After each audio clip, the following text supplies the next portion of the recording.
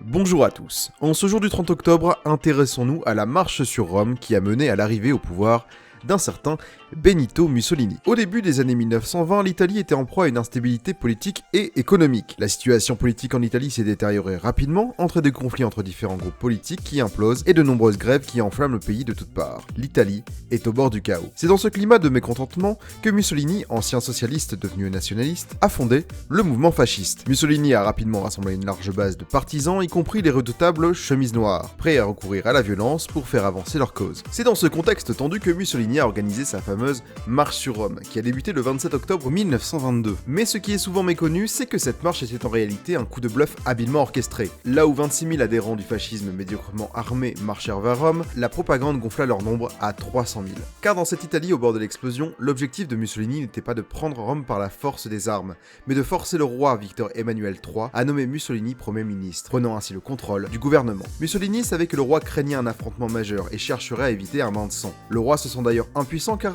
il sait qu'une majeure partie de la classe dirigeante, y compris le milieu industriel, voit en Mussolini l'homme fort susceptible de ramener l'ordre dans le pays et souhaite une participation fasciste au gouvernement. Après une tentative ratée le 28 octobre de l'ancien président du Conseil Antonio Salandra, pressenti par le roi pour former un gouvernement qui proposa à Mussolini le poste de ministre de l'Intérieur, le 29 au matin, le roi décide de confier le poste tant convoité de Premier ministre au leader fasciste.